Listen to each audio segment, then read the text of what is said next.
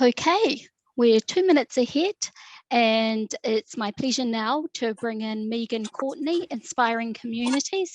Collaborative Aotearoa has been partnering with Inspiring Communities on a few initiatives under the localities work program, and it's wonderful to have Megan here today to talk about the power and potential of place. So with that in mind, Megan, I welcome you and invite you to introduce yourself. Oh, kia ora, Kanita. I'm just going to pop up my slide deck. Is it coming up there? No, it hasn't come yet. There you go. Is that us? Great. Yes.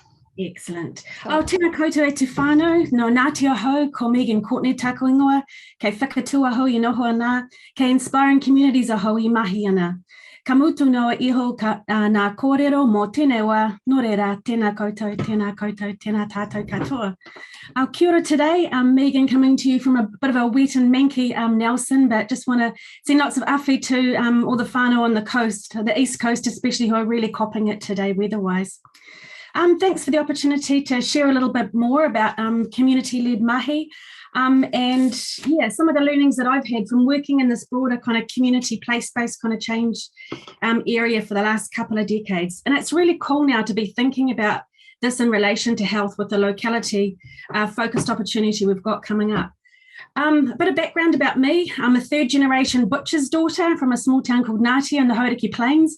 I learnt most of my community building trade in the back of the butcher shop. It was the hub of that small town. Professionally, grew up, I think, in my time as a social policy analyst in Waitakere City Council, where my first kind of job and ask, which scared the daylights out of me, was to prepare a paper for the then Health Minister, Jenny Shipley, on the impacts of the health reforms on Waitakere City, kind of West Auckland. But that work then was I guess, umbrellaed and brought together by a range of a network that involved just not the council, but mental health networks, GPs, Māori and Pacifica health providers, NGO health groups, and had a real sense of actually this is our story that we want to kind of share and promote. In my time in the West, there was collaborative groups, not just for health, but for child protection and for education, and community safety, to name but a few. So that collaboration ethos has stood me well in the last couple of decades, and it's really part of the Westie DNA that I've loved and appreciated. So from my kind of, those early years, three things stood out for me from my time in the council. Number one was that institutions have way more power than they realise. It's not till you step out of those systems that you realise that you do. But power in itself is not a bad thing. It's just how you use it that's the key. Number two, out west, great ideas, lots of aspirations, but not a lot of money to do stuff. But actually that made us find friends. And I say to communities often now, don't start with the money, start with your idea and bring a group of people around you. So not having a lot of resource can still be your friend. And thirdly, we're always going to be teachers and learners in this space. Communities are the experts of their own place. And I think in this work, increasingly, appreciating and valuing both content, the kind of professional aspects, and the context experts, people in place, really important to hold on. So morphed from council work into this thing called Inspiring Communities, which has been a movement that's been building here in Aotearoa for the last kind of 10, 12 years, about 4,500 people and agencies and initiatives in our wider network now. And we're kind of holding and supporting community-led mahi here in Aotearoa. So stepping forward, this thing community, what is it? A number of ways to get at the thing, but the power of community, it's huge. Community is a group, and I guess in its broader sense, of people who identify with and support one another. And there are many things that community power can achieve that governments or councils or the health system alone can't. So actually being able to harness the best of what we can all bring is really, really important. There's multiple ways of defining communities of interest, place, ethnicity, etc. So in our mahi for Inspiring Communities, we've taken an intentional lens on communities of place. Because we think there's huge potential in place as a vehicle for change. Number one, it brings diverse kind of groups and interests together, those multiple communities that I mentioned before. But in place, there's kind of a common and unique identity, the past, present, and future of that place, the vested interest and the shared interests of people who live, work, play, study, care, whakapapa back to that place, which becomes a really powerful way to actually kind of set some collective goals, get some action plans in place and do some really good stuff. Let's just pause there rather than think about place amorphously. Let's think about you and your place, because everyone lives in a place, right? So think about your community where you live. And in the chat, I just invite you to share some thoughts on what your community does really well. When your community is at its best, what kind of stuff's happening? What do you see? So what's the great things about your community? What does your community do really well?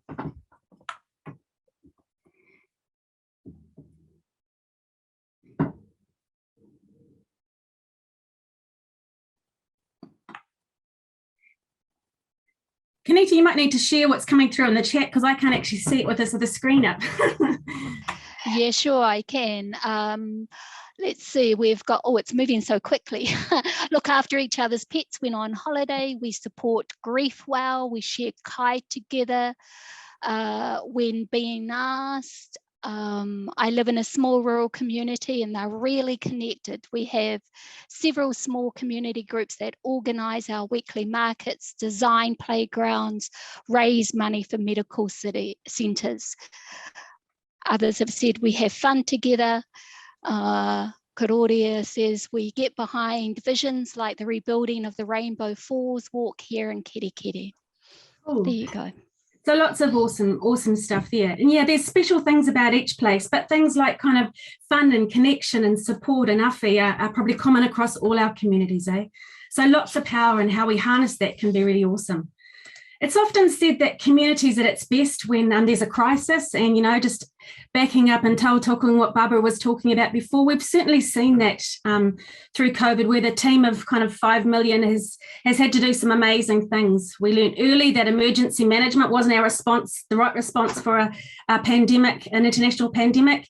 And there's been huge efforts, but by just so many people and players and all over the motu, and just really want to kind of acknowledge at the moment primary care especially, which is still at the hard end line of, you know, supporting our community COVID response. Lots of exhausted people, and I just want to send out my awhi to them too. So yeah, one of the cool pieces of work I did was actually looking at, so what are the learnings from that first phase? What became possible? And I think what we got out of that first COVID lockdown experience, you know, was a new reference point for what we could do together.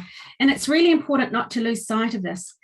So amazing things that communities could do, and just, you know, a lovely comment that a quote from a doc manager actually, who says we always need to remember that the community can work so much faster than we ever can, and it's totally true, hey, that ability to rapidly mobilise and respond. But it hasn't stayed in that just response phase. So I'm thinking about the learnings too that communities have had about, we learnt from the lockdowns that can be taken forward, and initiatives like, you know, the Common Unity Project in Epuni in the Hutt Valley, and Kokiri Marae, who, yes, they did amazing, you know, something like 25,000 meals during the lockdown period out to vulnerable families. But they've taken that to the next level now, bringing together a kind of a big network looking at kai in the Hutt Valley more broadly. So they're focusing now on food resilience. They want to get stuck into the big picture. So from small things, bigger things can grow. And similarly, we saw where, you know, that with the iwi checkpoints in the early days, who, you know, did so much amazing work to stop the spread of COVID into rural and vulnerable communities. But they didn't just leave it there, you know, actually when they were finally allowed to get involved in the vaccine rollouts and doing an awful lot now to look after their communities as well. But disappointingly, you know, we learned from some of those lessons about what we could do, but I still perceive that the systems don't learn as fast as we need them to, and they still are getting in the way again. They don't let go of some of that power. And I think, you know, we do know what worked, we do know what we need to keep doing more of, and how do we actually break through these barriers into this next phase? So why are changes needed now? And, you know, how do we go about funding, planning, and doing things more with communities for the next phase? So international for me, why, internationally, we've seen, why this work kind of matters is that right across countries all over the world, pumping billions of dollars into more and more services that are often top down in a one-size-fits-all for efficiency, but the big stats aren't moving, right? So we can't just keep doing more of the same. And to quote one of my favourite Canadian colleagues, Mark Cabage, we need to learn, not spend our way out of this. One of the other the models that seems to be dominant or has been is that deficit model, which means communities are only known for what they're worst at and have the least of, which reinforces stereotypes of despair and powerlessness and there's no hope. And that fix-it model too relies on professionals who know what's best, the kind of content experts. It leaves out the context experts. I think we're seeing as well that service integration and best practice models will still only also take us so far, because we know that complex community issues can't be solved by one service or sector on their own. That interconnection, not just of services, but of trust-based relationships, which are the real glue. It's the people factor, right? So I think we need to, and I'm disappointed this hasn't come out strongly enough in the Productivity Commission's work yet. Yes, services are important, but services and development, community building. There's a whole lot of ands in this space that really matter. Data as well. Data is really, really important and it helps us to find the problems, but actually we need to be working in ways that bring the multiple insights from multiple stakeholders right across our systems to make sense of that and work out what we do next.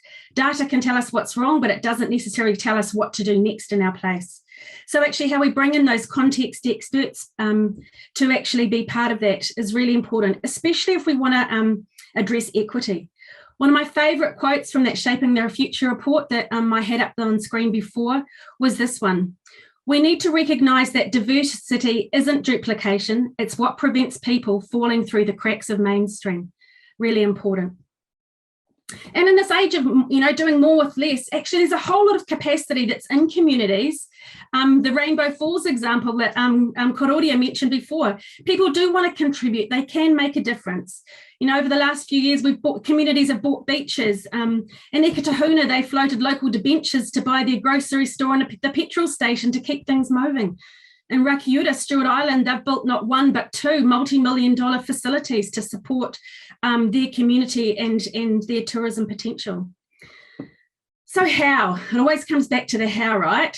And the other thing we need to get out of our frame is that there are no silver bullets, there are no magic programs or these magic models that we can just pick up and adopt, because actually we've got to learn our way forward, as Mark said. But that said, there's some useful frameworks and tools that hold us in this space. So a couple that I wanted to share today are collective impact and kind of community-led development. Because I think, again, there's also lots of others, Te Whare Tapawhā, whānau ora, and you also have many frameworks from within your health sector that also are really useful as part of this mix. So community-led development, what is it? CLD, as I mentioned before, here in Aotearoa, we've taken intentional focus on place, the whenua, and CLD acknowledges the deep and long-standing connection of tangata whenua to place and to enhancing outcomes for people and place. CLD is an and though, so yes, te reo rangatira totally important, but actually how can we all enable te reo rangatira for both tangata whenua, but also of the whole community, so and. And again, it's the kind of, we can strengthen our communities by actually bringing the contributions of all of us to that mix. So whether you're a GP, a small business owner, or a health funder, or an NGO, or from the council, everyone has kind of a contribution to make. So the who matters, but so does the how. And that brings us to the CLD kind of principles that we have that have emerged, just going to go backwards, over the last kind of 12 years. So we've looked at community change right across the motu and tried to pick out, well, how, what's the essence that makes a big difference in this space? And principles that have emerged out of that kind of work are the following. So growing from shared local visions, what matters to whānau and communities in this place, really, really important. The second one, building from strengths. That notion that we can use what we've already got to get what we want is a really important one, and seeing that everyone has gifts and talents. Even if you may be suffering from an addiction or a health issue, there's still something that you can actually contribute into the space.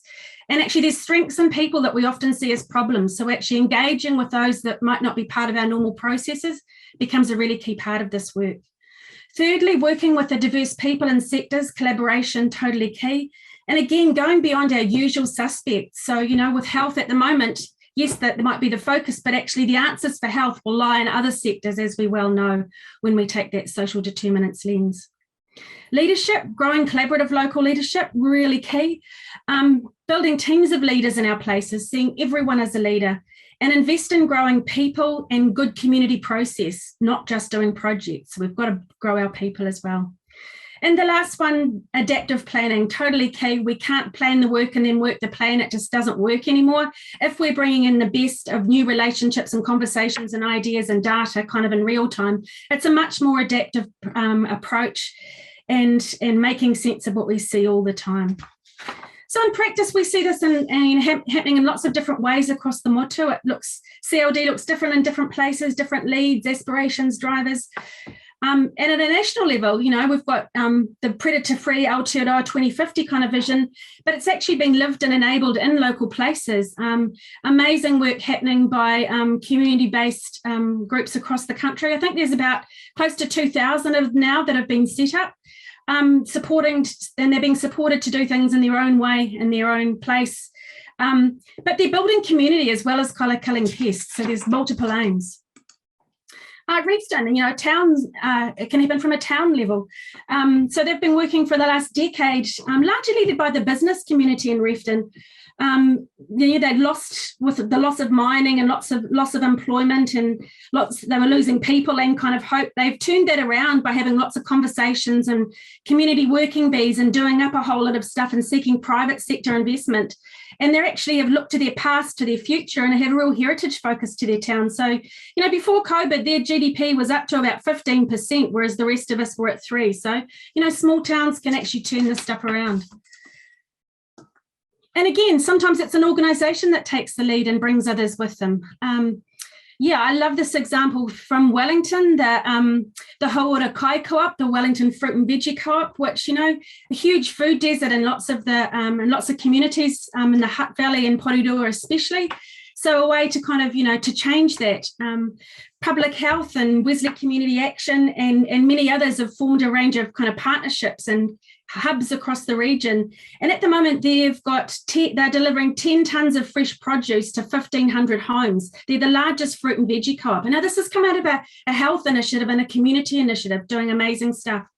But it's augmented by about 400 volunteer hours per week, and resulting in about $500,000 saving a year now for the families receiving the kai, which they have to pay for. This isn't just a straight charity model, but there's ways of doing things that bring people in, make them feel part of something, and actually are increasing health and wellbeing outcomes at the same time.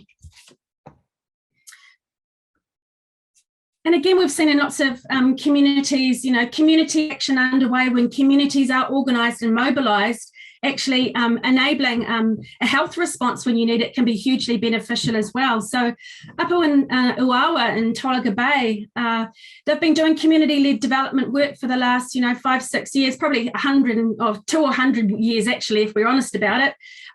But actually, as a result of their work that they've been doing to restore their awa and their taio and focusing on community safety, a community response to COVID has been, also possible.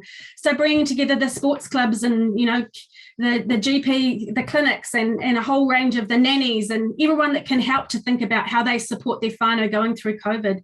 So they've developed their own response and a plan which they're adapting in real time. And this is off their Facebook page from a couple of days ago. They have really specific data to kind of track and share how their place is going. But again, this was only possible because of right relationships and lots of intentional work over time. So collective impact, another really important frame to include in this mix. And I think we've seen over time, collective impact got going in about the early 90s, 91, I think it was. 2011, I should say. we've seen over time as it's evolved out of North America that there's been some important additions to the mix that are important to talk about as well. So yes, 5 conditions for collective impact, but actually 3 preconditions before you can do collective impact, which are important to note too. 1, you need to have some influential champions actually kicking this off so that they can catalyse and sustain a CEO kind of level of interest and investment. But actually they don't do all the mahi, so they have to be prepared to kind of let stuff go and value and trust the people working in the mahi to actually make stuff happen. So it's got a decentralized element to it in terms of leadership. Secondly is around resources. You've got to have it takes a while to bring these models together. So, you've got to have 2 or 3 years of resource to kind of do the convening work before you get started.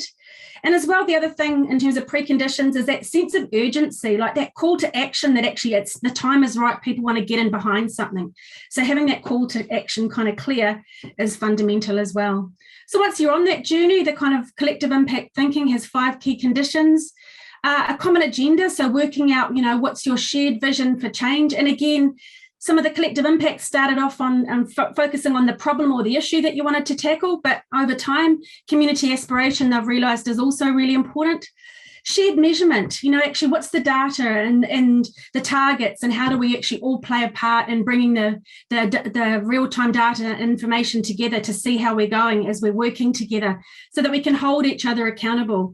But again, holding data and learning as part of that kind of mix, because data on its own is not going to tell us, again, what we need to do next. So strategic learning, really important.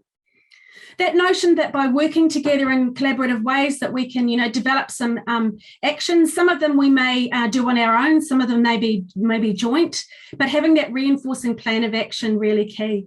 And again, thinking about not just coordinated services, but what might be the systems change initiatives that we need to progress to change the broader conditions for change. The 4th condition being around continuous communication, the relational side of stuff. How do we make sure that everyone knows what's happening? How do we join up information and ideas to build trust and kind of relationships? And again, see this not as just one-off kind of communication or one way. It's continuous engagement, especially with communities, so that you've got those virtual cycles happening. And the last one is around that notion of a backbone, a support team that's actually doing a lot of the orchestration, the gluing in behind scenes, the convening, the coordinating, and bringing people on in an ongoing way. Because if a collective impact just starts with a few and stays with a few, we're missing the whole broader ecosystem and the growth, that kind of movement for change that's possible. So a practical example, I love the work that Equally Well's been doing on, which ties nicely to Barbara's kōrero earlier about the mental health sector. So this is a really positive initiative that's been going for about seven years. Equally Well is a group of people and organisations that are focused on achieving physical health equity for people who are experiencing mental health and addiction issues. And again, they're kind of call to action, knowing that 3 in 5 adults experiencing mental health issues report having 1 or more long-term physical health issue, which is resulting in a reduced life expectancy of up to 25 years. And the knowledge too that, 2/3 of people with premature mortality for people experiencing mental health and addiction issues, that's due to kind of preventable and treatable physical health conditions, especially cancers and cardiovascular disease. So there's something that if there was an intervention that was early, some of these factors could be changed. So there's now about 120 organisations sitting around the Equally Well movement here in Aotearoa. And just wanted to mihi out to Helen from the Equally Well team, who shared this work in progress model with us yesterday. And that's the whole thing, actually we're learning and changing our models and how we explain these as we go along. So you can see there you've got a collaborative leadership team that is has an involvement of a lot of people with mental health and addiction kind of issues. They're a real key part of driving this forward. The backbone team there, the kind of doing the coordinating and the orchestrating and the leadership support, supported out of Te Pou and the Platform Trust. And then on the right-hand side, a whole lot of kind of joined up action platforms that, are going to advance the world, the end goal of improving health equity. So lots happening there.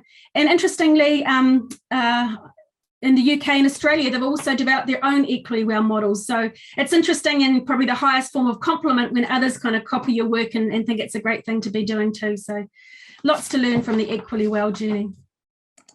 So lots of stories, lots of different versions of collective impact happening.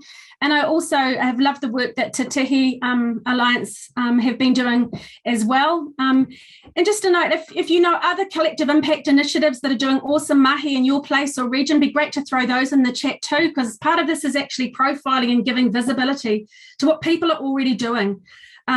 Yeah, really, really important. So yeah, some of the work of the whānau order team from Te Tihi, really awesome, and bringing together, you know, they're an alliance of 9 hapu iwi Māori organisations in the kind of central North Island, and bringing together kind of collective impact whānau order and holistic health thinking to do some awesome work. A couple of their initiatives, Order Connect joined up kind of action to improve whānau and community wellbeing within the 4412 postcode, so that's the southwestern suburbs and Palmerston North.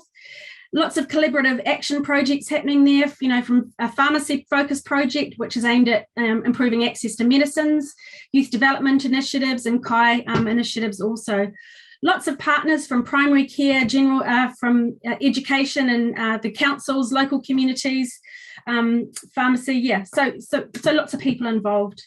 And again, thinking about, other sectors and with a housing kind of lens, their Kāinga Whānau Order initiative, which has grown from a focus on 100 high and complex needs housing New Zealand Kāinga Order tenants to more than, I think there's at least another couple of hundred families that are involved in this mix, both in Palmerston North and Whanganui.